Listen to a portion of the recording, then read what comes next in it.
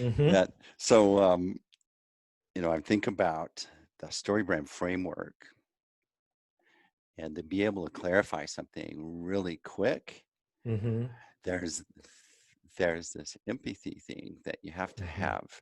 And so if you think about, you know, in the framework, you start with, all right, who's a hero? What do they want? Mm-hmm. And you go this way. I like to start at the end. I like to do it Yeah. backwards.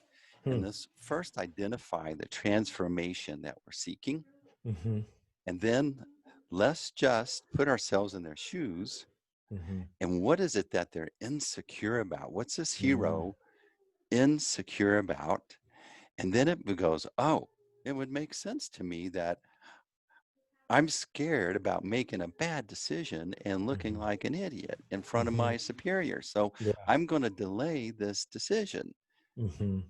and then start addressing that internal thing that they would never say. But if you just put yourself in their shoes and think about it, Mm-hmm. oh, and then it starts to unfold from there for me. How about Mm-hmm. you?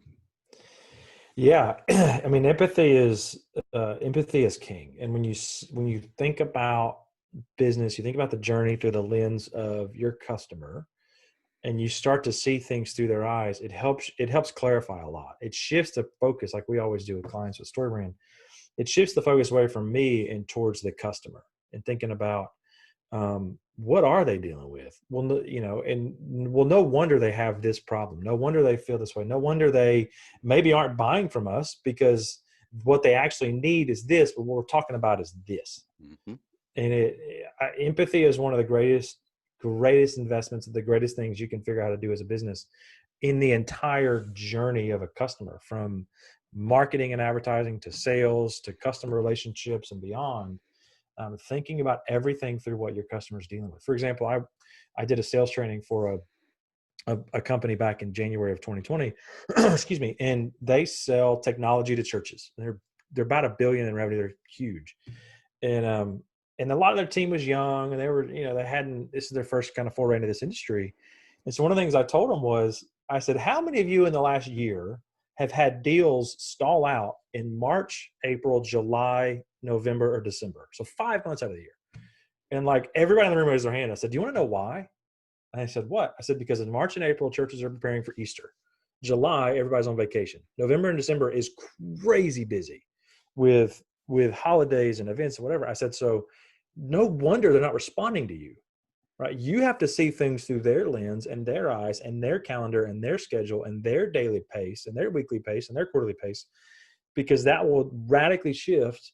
One, it should limit your frustration. And well, no wonder they're not responding right now, because they're running 100 miles an hour with their hair on fire. No wonder they're not responding to me. Like if I was trying to sell to a fireworks company, just don't expect them to talk to me in June, because they're selling for 4th of July, you know? But we have to think about how literally get that granular, so that we can really empathize and, one, not be frustrated, but two, better tailor what we do to best suit the people we're trying to reach. You know, I'm I'm working on a series of blogs right now, and it's about how marketing is broken. Hmm. And I believe that there was this time when the term consumers became like just weaved all in the marketing language, and it changed the mindset, or the lack of empathy. You're looking Mm-hmm. at consumers. Well, a consumer doesn't have a face, doesn't have a Mm-hmm. name, doesn't have feelings, doesn't have fears. A consumer, I like to term it as, they see us as cows with credit cards. Mm-hmm. How can I Yeah, get money that's funny. from that consumer? And so Yep. they dehumanized marketing. Well, when it's dehumanized, then we don't care, and the Mm-hmm. messaging is self-centered. We're the best. We can get the money from these cows Mm-hmm. the fastest. But this whole thing that we're talking about is what I call HEO, human experience optimization. I love that. Okay, instead of SEO, which Mm-hmm. is less designer marketing to appeal to robots, right? And so Mm-hmm. marketing is broken because people don't see people with families, with dreams, with hopes. Mm-hmm. And that's what you're talking about, and that's why it's such a competitive advantage to get this right. Hmm.